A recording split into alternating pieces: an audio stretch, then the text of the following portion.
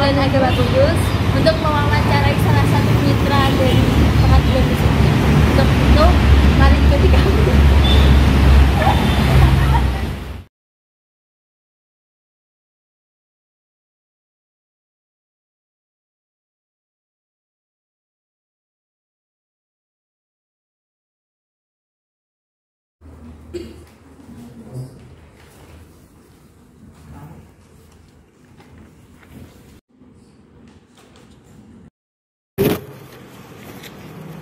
Assalamualaikum warahmatullahi wabarakatuh. Waalaikumsalam. Sekarang kita berada di Pengadilan Agama Sekarang kita berada di Pengadilan Agama Kudus. Sekarang kita masih bersama Bapak Muklis. Pak Muklis sebagai mitra Pengadilan Agama. Untuknya minta waktunya ya Pak untuk menjawab pertanyaan-pertanyaan kami. Untuk pertanyaan yang pertama, apa yang dimaksud dengan cerai? Cerai adalah apabila seorang istri atau suami mengajukan, kalau yang mengajukan istri namanya gugat cerai, ya. Kalau yang mengajukan laki-lakinya, suaminya namanya cerai talak. Dan untuk bisa cerai memang ada prosesnya. Pihak istri atau suami mengajukan gugatan. Kalau laki-laki yang cuma namanya permohonan, ya, ke Pengadilan Kudus. Terus kemudian setelah dia daftar di PTSP sana, ya, kemudian nanti sekitar 1 minggu 2 minggu sudah ada panggilan sidang. Ada panggilan sidang. Kemudian setelah sidang, proses sidang, ya. Kemudian nanti kalau dalam pembuktiannya gugatannya itu memenuhi syarat, kemudian dikabulkan, kemudian Pak Hakim memutuskan yang isinya mengabulkan gugatan juga. Maka sejak ditok itu gak cerai, tapi setelah ditok cerai dikabulkan, pihak yang namanya tergugat atau termohon masih mempunyai waktu 14 hari. 14 hari sejak ditok diizinkan untuk cerai itu dalam rangka untuk upaya hukum. Kalau ada upaya hukum namanya banding, berarti caranya nanti belum ya banding dulu. Nanti bandingnya diajukan di sini, kemudian pemeriksaan di Pengadilan Tinggi Agama Semarang. Nanti berkasnya dikirim sana, kemudian sana bersidang tanpa kehadiran para pihak, ya. Hanya yang diperiksa hanya berkasnya, diperiksa Pengadilan Agama ini dalam memeriksa perkara ini sudah sesuai dengan hukum acara belum. Kalau sudah sesuai, biasanya Hakim Tinggi di sana di Semarang nanti memperkuat putusan Pengadilan Agama Kudus.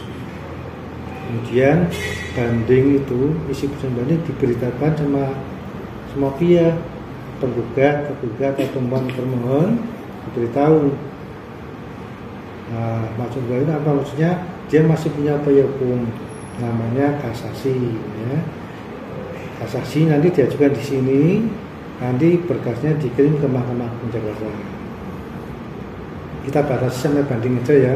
Kalau udah banding, kemudian tergugat termohon tidak mengajukan banding dan mengajukan kasasi, maka nanti dihitung sejak 14 hari dari banding itu ada pemberitahuan, ya. Kalau sudah ada kasasi, sudah BAT berarti sudah berkekuatan hukum tetap, maka dikeluarkan akta cerai. Dengan keluarnya akta cerai berarti sudah resmi cerai. Jadi prosesnya agak panjang. Nah, memang itu proses hukum acaranya begitu, ya, agak panjang. Kalau tergugat, pemohon hadir semua, ya, memang prosesnya agak panjang. Nanti ada jawab sinawab, ada jawaban, ada replik, ada duplik. Itu prosesnya begitu. Nanti kalau sudah selesai dan berkelanjutan tetap, akta cerai keluar, berarti sudah resmi putus cerai namanya. Jadi lewat proses dulu di pengadilan. Nah terus ada pertanyaan mungkin, Pak, kalau di rumah suami sudah melakukan talak, gimana, apa sudah bisa cerai? Itu belum bisa. Tapi secara Islam mungkin sudah ya, sudah talak berarti kan suami sudah talak. Tapi secara aturan negara itu belum, harus lewat proses pengadilan. Jadi secara biasa tak talak kamu itu tidak bisa. Yang berlaku yang diselesaikan di pengadilan. Ini perkara cerai ya, yang mengajukan berarti si istri, namanya siapa, alamat kulit disebut sebagai penggugat. Jadi yang mengajukan permohonan buat cerai terhadap suami saya, namanya siapa, gitu. Kemudian kerjanya apa, komplit identitasnya, ya, terus disebut sebagai tergugat. Dan dia mengajukan gugatan, dalil-dalilnya apa, namanya posita ya, kalau di dunia hukum namanya positanya. Isinya kapan menikah, kemudian setelah nikah kumpul di mana, kita punya anak atau belum, ya. Kemudian setelah kumpul tak punya anak, kenapa dia mengajukan gugatan? Nah, di sini ada nomor 3 bahwa pada mulai rumah tangganya harmonis. Kemudian bulan Desember rumah tangga bergugat mulai goyah, terjadi perselisihan dan pertengkaran. Ini pokok utamanya itu perselisihan bertengkaran. Alasannya apa kok tengkar? Tergugat bertanggung jawab atas nafkah yang kepada penggugat, karena uang hasil kerja juga digunakan untuk kepentingan sendiri. Nah, ini alasan kenapa istri mengajukan gugatan karena tidak pernah diberi nafkah. Terus setelah ada alasannya, terus perkembangannya terus dilanjutkan dengan penulisan itu berkelanjutan terus menerus hingga akhirnya pada bulan November bla bla bla bla rampung ada. Terus nomor 5, iya fakta-fakta hukum yang terjadi sebutkan di sini semua ya. Akibatnya apa? Terus yang terakhir namanya petitum. Petitum itu namanya permintaannya itu apa? Satu, mengajukan gugatan tergugat, menjatuh talak satu bulan sugro, beban biaya tetap menurut hukum. Ini salah satu syaratnya. Kemudian syarat yang lain, dia harus membawa fotokopi KTP fotokopi loh, yang besar itu jangan dipotong. Kemudian dikasih materai 60.000. Nah ini dibuat kantor pos, diminta stempel, namanya dinas segelem. Nah, kemudian fotokopi surat nikah itu juga harus sama, yang ada materai kasih materai 10.000 stempel kantor pos. Terus datang ke sini bawa ini loh, ngomong sama dengan besok, Pak, itu saya mengajukan bercerai. Namanya diperiksa, persyaratan yang lain diperiksa, kemudian yang mengajukan bercerai diminta membayar panjar biaya perkara. Namanya panjar ya, bukan dibayar sekian enggak, tapi namanya panjar. Panjar itu begini, kalau selama perjalanan sidang itu ada sisa, uangnya dikembalikan pada penggugat. Tapi kalau sidangnya lama, kadang penggugatnya hadir, kadang berkali hadir, nanti dia meminta, biasanya dia kurang habis toh.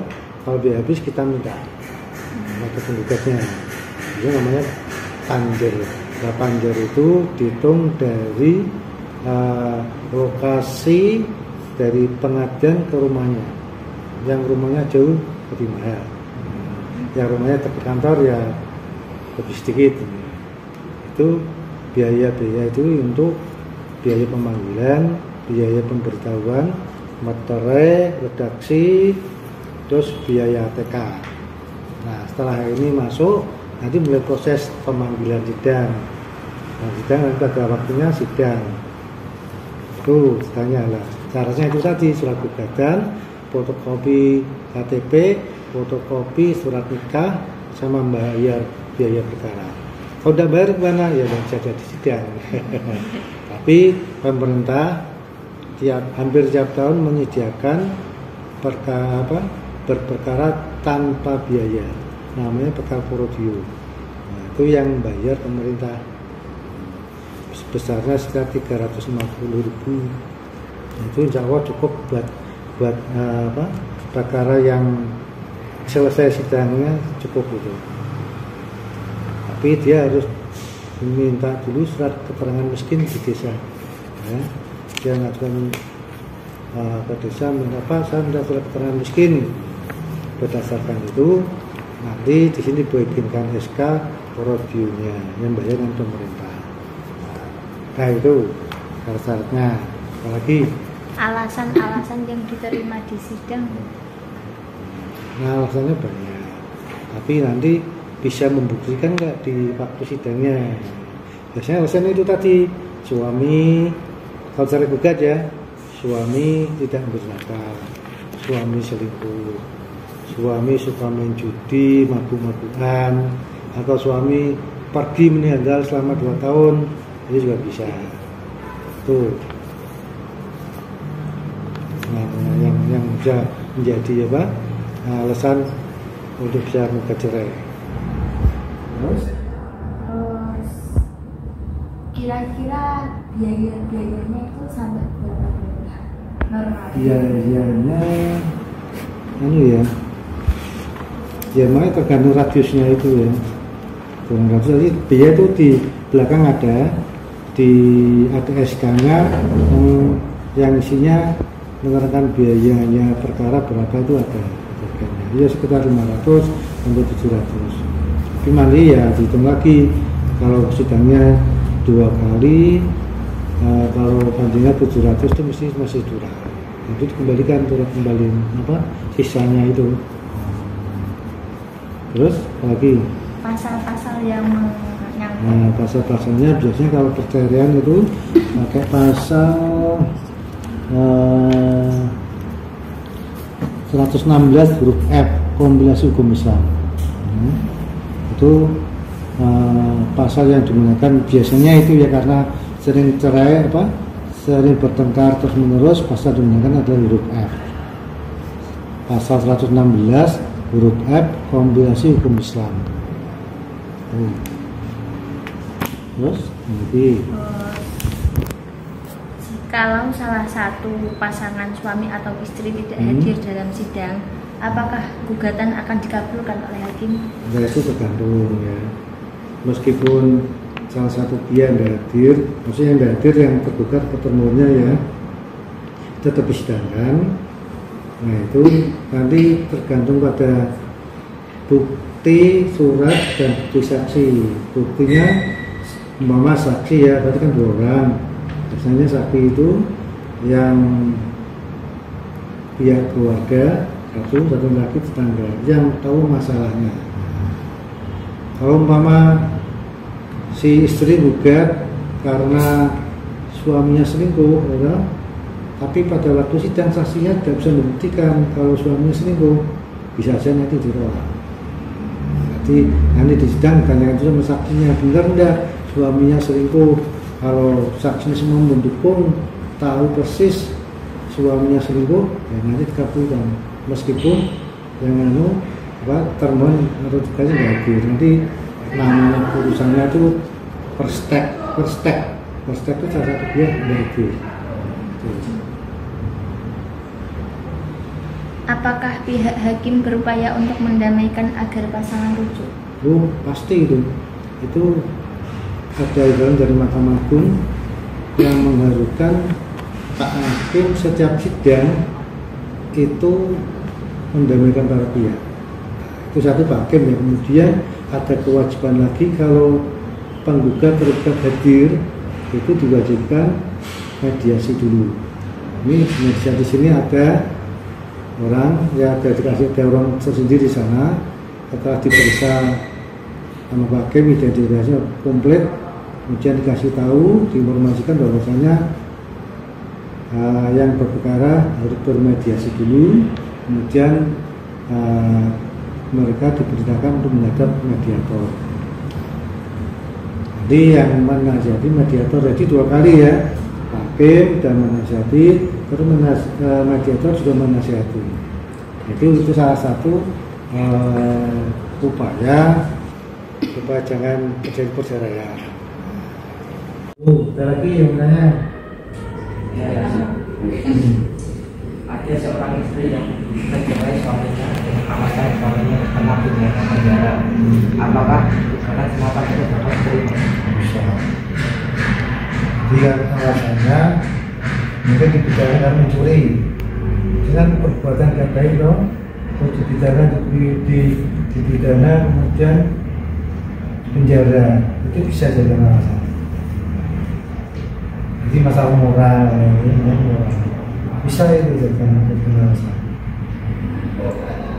Kalau saya di Tegal banyak, di sini ya ada napi jangan. Begini ya, umpama saya mengajukan cerai talak, kemudian saya berhalangan tidak bisa bersidang, saya bisa memasukkan kepada orang tua saya sebagai wakil saya, namanya kuasa insidentil. Kuasa insidentil itu hanya bisa diberikan pada keluarga, ya. Pada ibu bisa, pada saudara bisa, itu wakil. Tapi kalau yang mewakili kuasa hukum berarti dengan pengacara, advokat. Kalau dengan keluarga namanya kuasa insidentil. Itu bisa. Jadi selama saya, mama saya sidang tanggal besok saya dapat panggilan kerja di Jakarta, terus saya nggak jadi, sebelum saya pergi bikin dulu kuasa insidentil. Nanti diketahui oleh pengadilan, lalu nanti orang tua yang kasih kuasa wakil saya bisa hadir pada persidangan. Dilakukan mediator pada saat mediasi. Ya, yang dilakukan dengan biasanya ya, dia memenuhi permasalahannya apa? Kata permasalahannya, kemudian pihak tergugat dinasihati supaya kembali. Nanti saya katakan tadi karena biasanya istri yang sudah mengajukan gugatan di sini, berarti biasanya permasalahan sudah berat. Istri sudah tidak kuat kumpul dengan suaminya, mungkin dipukuli di rumah loh. Ya itu tergantung permasalahan berat dan sulit ditemukan. Jadi kalau perkaranya dengan saja, insya Allah bisa dipergunakan mediator. Saya bertanya, Apakah suatu perkara cerai kemudian yang sudah dalam membuat kesalahan dapat dinyatakan dulu oleh majelis? bisa. Jadi ketika dia udah daftar, dipanggil 2 kali, dia hadir, ya berarti itu udah jadi perusahaan. Dia malah mengajukan ulang tekor itu, berarti dia tidak serius toh, jangan tidak serius kan.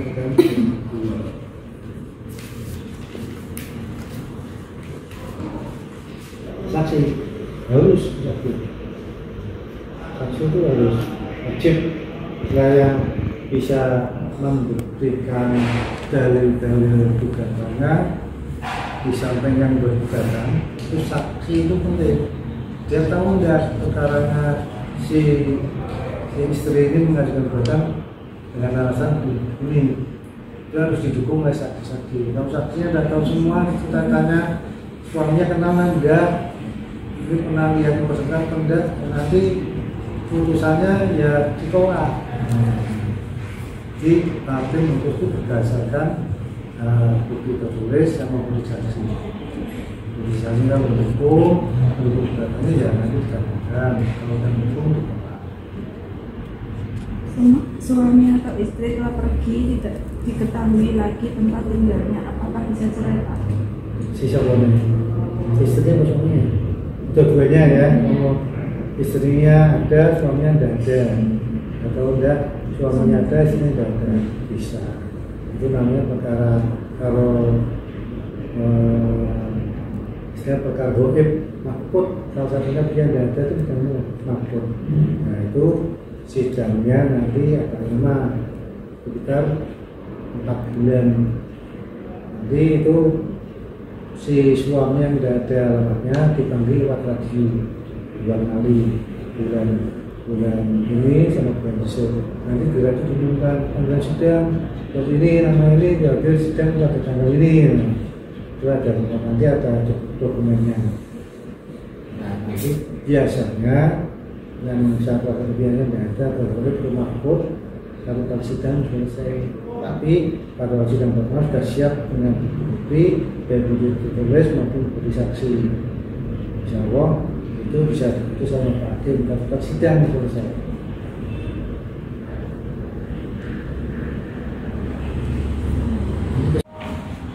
Ya.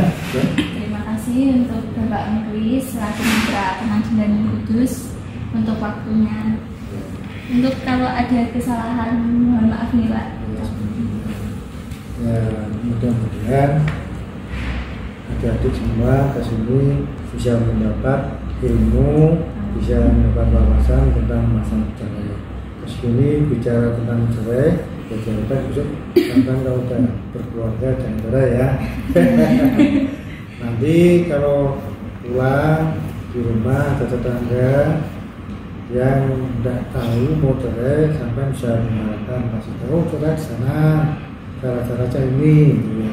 Tugasnya sampean di rumah bisa memberikan petunjuk agar orang yang bingung, orang kan adanya bingung mau cerai di mana, di mana cerainya. Namun sampai sini kami bisa menjadi penyambung juga, sambil karena orang yang membutuhkan informasi, ya. Dan saya begitu. Salam nama Bapak Guru, Bapak Guru ya. Nama kelas sekolahnya. Oke. Terima kasih Pak. Ya, mulai. Assalamualaikum.